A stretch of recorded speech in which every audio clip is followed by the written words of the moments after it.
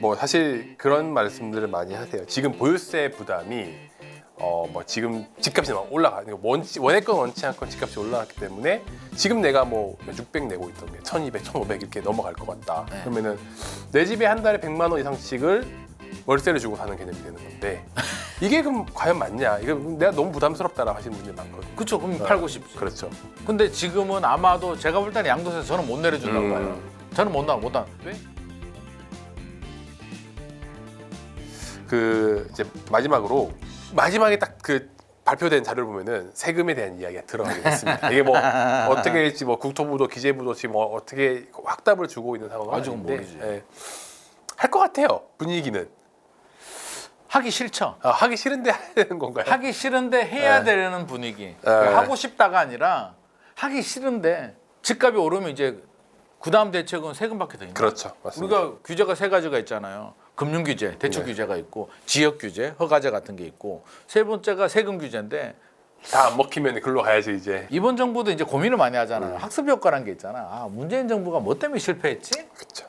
부동산 정책에 대해서 고민하다 보면 결국에는 세금 규제거든요. 그분들이 내린 결론. 맞습니다. 그래서 세금 규제는 최대한 왜?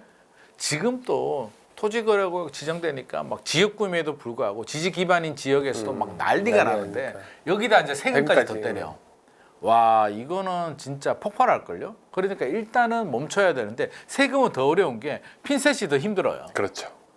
지역 규제나 대출은 뭐 지역별로 이렇게 차등 적용할 수가 있는데 세금 양도세를 강남만 세율을 더 그렇죠. 올려. 누릴 수 없죠. 맞아요. 그건 안 되거든요. 네. 공시가격 강남만 물론 뭐 미세 조정을 해서 좀 더 올릴 수는 있어도 현실적으로 어려워요. 그래서 세금 규제는 실제로 돈을 내는 거기 때문에 대출 규제와 관계없이 엄청난 조세장이 생깁니다. 그럼에도 불구하고 집값이 오른다. 예를 들어서 3개월, 6개월 후에 이제 익숙해졌는데 또다시 비정상적인 상승이 돼. 그러면 그러면 어떻게 해? 답이 없다. 이제 세금 마지막, 규제밖에 없는데. 그럼 이제 울며 겨자 먹기로 세금 규제를 하는데 와 이 파장은 세금 규제가 또 고민이잖아요. 네. 보유세만 올리느냐? 그렇죠 또. 거래세는 어떻게 할 거야? 원래는 보유세 올리고 거래세 내리는 게 밸런스가 그렇죠. 맞는 건데 네. 이게 양쪽에 다 문제잖아요. 지금 또 이야기 나온 거는 보유세를 올리고 양도세를 내리겠다라는 이야기도 좀 논의가 되는 것 같더라고요. 근데 그게 얼마나 어려운 거냐면 네. 보유세 올리는 것도 사실 부담스럽잖아. 근데 명분이 있잖아. 네. 집값이 오르니까 어쩔 수 없어. 우리 보유세 올려가지고 집 많이 가진 사람들, 능력이 되는 사람들만 사라는 명분이 있는데 물론 뭐 반반은 굉장하겠습니다만 네. 거래세를 내려주게 되면 특히 이제 양도세를 양도세, 내려주게 네. 되면 이게 부자 감세거든요. 불로소득에 대한 부자 감세, 불로소득을 얻은 사람한테 인센티브를 주는데 쉽게 생각하면 역지사지해 보면 우리 윤수민 위원이 집을 샀어. 저는 무주택이에요. 어느 날 만나서 밥을 먹는데 10억이 올랐대. 예를 들어서 제 기분이 좋겠습니까? 안 좋겠습니까? 마음속으로는 이거 주택 시장이 어떻게 된 거야 도대체? 왜 이렇게 집값이 올라가는 거야? 라는 마음이 들죠. 네. 그 인간인 이상 누구나 들어요. 네. 아씨 나도 사야 되나 어떡하지? 이거 진짜 문제야 라고 생각하는데 정부가 발표를 합니다. 보유세를 올리는 대신 양도세를 깎아주겠답니다. 그러면 혜택을 준다고? 10억을 벌었는데 여기서 또 인센티브를 줘? 혜택으로 준다. 아니 이건 뭐 아니 왜? 집값을 잡아라니까 혜택을 부자. 주고 있네라고 생각을 할 수 있다는 말씀이신 거죠. 소위 말해서 투기한 사람한테 혜택을 준다고? 이거는 무주택자들한테 엄청난 상실감, 배신감. 그럼 막 댓글 달걸요. 그렇죠. 도대체 뭐 하는 거야 지금? 내가 너 그러려고 찍어줬냐 막. 그러니까 이것도 부담스러워요. 그 양쪽에서 욕을 먹어요. 보유세를 올리면 올렸다고 욕을 가진 먹고. 사람한테 그렇죠. 욕 먹고 네. 거래세를 내리면 무주택자들한테 욕 먹고. 근데 욕 먹는 게 다 뭐 야당 지지자만 욕하느냐? 여당 지지자 중에서도 많은 분들이 비판을 하면서 아예 그냥 투표를 포기하는 분들도 나올 수도 있고 중간에 약간씩 왔다 갔다 하는 스윙 보털 같은 분들은 또 엉뚱한데 반대표를 던질 수도 있기 때문에 이거는 반드시 반발이 와요. 그러면 자 중요한 거 그럼에도 불구하고 했어. 100% 집값을 잡을 수 있을까에 대한 확신. 이건 무리수잖아. 그렇죠. 제가 고위 책임자라도 물어볼 거잖아요. 네. 담당자야. 이렇게 하는 게 한 어떻겠습니까? 사표? 그러면 물어보겠죠. 야 이거 우리가 표가 일정 부분 날아가고 지방선거가 굉장히 위태로울 수 있는데 그럼에도 불구하고 집값 잡을 수 있어? 그러면 우리 한번 하자. 확률이 몇 퍼센트 돼? 한번 해봐야 될 것 같은데요. 야 이거 한번 해보는 거 치고 우리가 너무 부담되는 거 아니야? 잃는 게 크다, 너무 많다. 그러면 이게 특히 이제 지방선거 있으니까 이게 네. 내년 지방선거가 본의 아니게 약간 정부의 평가 중간 평가 같은 개념이 돼버리기 때문에 굉장히 좀 신경 쓰일 겁니다. 그럴 수 있겠네요. 뭐 사실 그런 말씀들을 많이 하세요. 지금 보유세 부담이 뭐 지금 집값이 막 올라가. 원했건 원치 않건 집값이 올라갔기 때문에 지금 내가 뭐 600 내고 있던 게 1200, 1500 이렇게 넘어갈 것 같다. 네. 그러면은 내 집에 한 달에 100만 원 이상씩을 월세를 주고 사는 개념이 되는 건데 이게 그럼 과연 맞냐? 이거 내가 너무 부담스럽다라고 하시는 분들이 많거든요. 그렇죠. 그럼 팔고 싶지. 그렇죠. 근데 지금은 아마도 제가 볼 때는 양도세 저는 못 내려준다고 봐요. 저는 못 나. 왜? 문재인 정부도 알고 있었거든요. 문재인 대통령도 그 얘기했어요. 보유세 올리고 양도세 내리는 게 맞다. 네. 하지만 못 하겠다. 네. 그 지금 또 못 하지? 그렇죠. 그러면 또 매물 잠김 현상 생겨서 그럼 어떤 마음이 드냐면 기다려 보자. 몇 년 안 남았지? 나 일단 그냥 버텨 볼 거야. 매물 잠김 현상이 생깁니다. 왜냐하면 대한민국에서 이제 집 하나는 우리 가족의 인생이거든요. 네. 집 하나 가진 사람이 투기한 거 아니잖아요. 네, 그렇죠. 내 인생을 그렇죠. 걸고 우리 가족, 내 자녀의 미래가 달려 있는데 정부가 공격을 해요. 투기라고 맞받아 치죠. 이거는 우리 가족을 위해서 투쟁하는 거예요. 전쟁을 하는데 결사항쟁을 하고 정부는 결사항쟁을 할 수가 없죠. 1주택 가진 사람한테 무슨 결사항쟁을 합니까? 그래서 이게 굉장히 어렵다. 네. 지금 또 이제 논란이 되는 게 지금 막 그런 논란들이 나오잖아요. 이렇게 되다 보니까 뭐 원내대표는 뭐 잠실 아파트 가지고 있다. 뭐 이런 얘기들이 막 나오는데 네. 저는 아니 원내대표를 할 사람이 그동안에 세월이 있는데 서울에 집 하나 가지는 게 그게 뭐가 문제가 되겠습니까? 대통령도 마찬가지고 국회의원들도 마찬가지고 지극히 정상이죠. 네. 지극히 정상인데 1주택 가진 거를 이게 집값이 오른다는 이유로 투기 대상 규제 대상으로 그렇지. 집어넣어 버리다 네. 보니까 이제 은행 불일치가 돼 버리니까. 그러니까 충분히 이해할 수 있고 본인들도 그걸 알면서도 정책은 그렇게 다 하다 보니까 시장에서는 반발이 나올 있을 수 수밖에 없죠. 그렇죠. 누가 있는 소리 하더라고. 아프가니스탄에 탈레반이 네. 뭐 막 굉장히 강압적인 막 그런 폭군 정치를 하잖아요. 네. 우리가 알고. 그 사람들이 왜 받아들이냐면 탈레반도 똑같이 그렇게 가난하게 산다는 거지. 공감이 된다. 그러니까 쟤가 나를 탄압하는데 네. 쟤들도 나하고 똑같이 살아. 호의호식하는 게 아니라 그러니까 이게 받아들인다고 하더라고요. 그런 게 있거든요. 이번에 인도네시아인가 어디 막 폭동이 일어나고 한 것도 네. 자기들은 국민은 힘든데 걔들은 파티하고 이러니까 반대. 그게 공감이 안 되는 거예요. 같이 허리끈을 졸라매야죠. 한다면. 정한다면.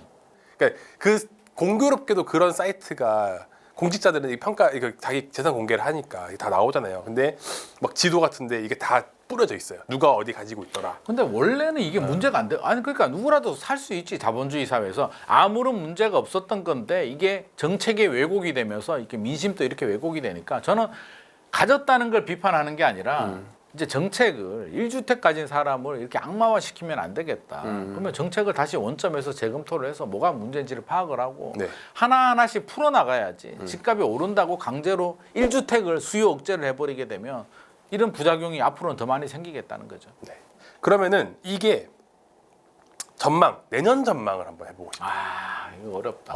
사실 이번은 올 하반기는까지 전망하는 끝났죠. 것들은 뭐 이제는 거의 끝난 것 같고 과연 내년이 어떻게 될 건가 시나리오를 한번 그려보면 어떨까라는 시간에서 내년? 네. 일단 지방은 큰 변화 없을 것 같고요. 지방은 금방 없을 것 지금처럼 같아요. 그냥 똑같은 상태가 저는 이어지라고 봅니다. 지방까지 풍선 효과가 생기기에는 미분양도 많고 네. 중공업 미분양도 많고 경제 상황도 그렇고 우리 사회 구조적으로 지방 소멸 문제에 네. 대한 해법이 지금 아직 안 나오고 있잖아요. 네. 사실 이것도 뿌리가 같은 문제잖아요. 그렇죠. 지방 소멸이 되니까 서울 수도권으로 확실한 똘똘한 한 채를 사기 위해서 수요라는 게 이제 사람과 돈이 유입이 되고 있는 상황이기 때문에 무브머니가 되는 거죠. 이런 구조적인 문제가 해결이 되지 않는 이상 지방에 지금 베팅하기에는 좀 어려운 부분이 있는데 지방도 이제 지방에 따라서 좀 차이는 있을 겁니다. 그럼에도 불구하고 뭐 상황이 그렇게 이제 수도권이 다 묶였어. 그렇게 되면 이제 또 풍선 효과가 일정 부분 뭐 생길 그럴 수도 수 있죠. 있는데 네. 일단 그거는 좀 지켜보도록 하고요. 그럼 수도권 지역에서도 뭐 언제 또 추가적으로 규제가 적용될지 모르겠으나 풀린 지역들은 뭐 단기 급등은 뭐 불가피할 것 같고 네. 풍선 효과가 생기고 나머지 지역에 대해서 이제 관건은 집값이 떨어지느냐. 그렇죠. 네. 이게 우리가 기대하는 것만큼 한마디로 올해 올랐는 것만큼 떨어지기는 좀 쉽지 않겠다. 시장의 수요자는 그걸 원하거든요. 올해 25억 가던 게 35억 갔어. 야, 그러면 25억 가는 게 정상 아니야라고 하는데 그렇게 떨어지는 거는 현실적으로 예를 들자면 대외적인 문제. 네. 우리나라 집값을 떨어뜨린 요인을 하나씩 살펴보게 되면 네. 2023년, 2022년 하반기 네.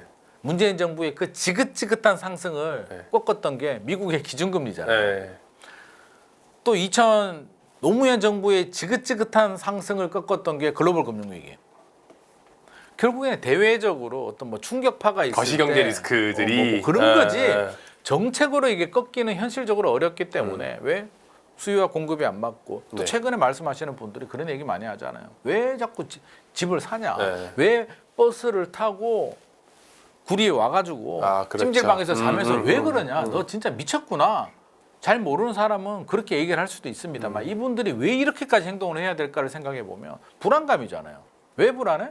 화폐 가치가 똥값이 되니까 금값 올라가죠. 금값 2배 올랐잖아요 지금. 그렇죠. 1년 만에. 네. 주식도 뭐 지금 매일 경신. 매일 신고가 매일 나오니까. 코인도 그래.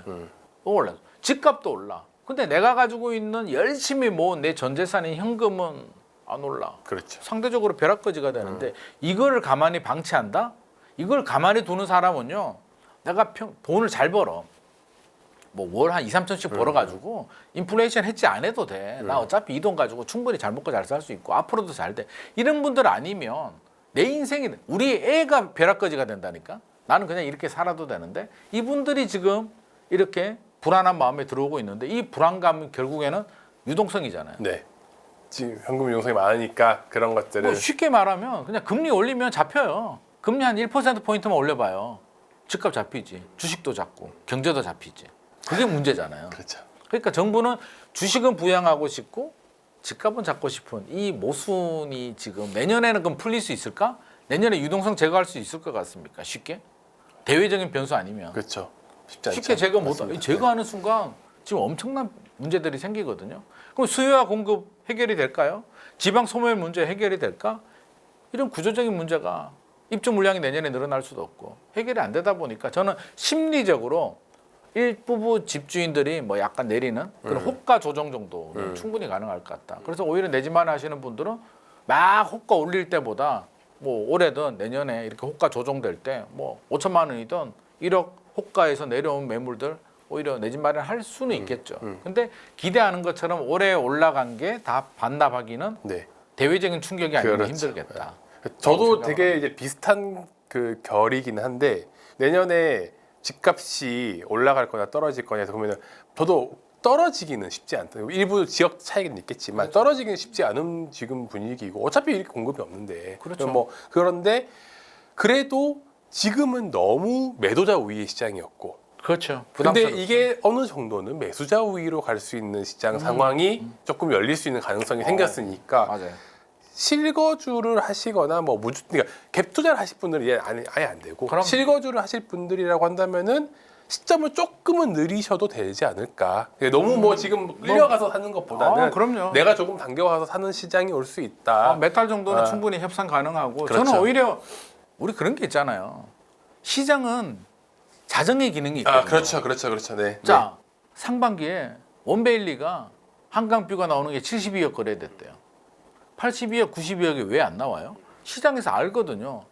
이게 하이엔드도 아니고 초고급도 아니고 그냥 입지가 좋은 브랜드 아파트예요. 72억 이상의 가치는 정말로 플렉스하는 사람 아니면 안 하는데 플렉스하는 사람도 다른 선택지가 있잖아요. 그렇죠. 차라리 압구정을 가지. 압구정 가서 인테리어하고 살면 되지. 그렇지, 맞습니다. 네. 굳이 압구정에 사고 여기 전세 살든가 뭐 다른 선택지가 있기 때문에 멈춰요. 그러면 마용성 많이 올랐잖아요. 분당. 이게 계속 올라갈 것 같아요?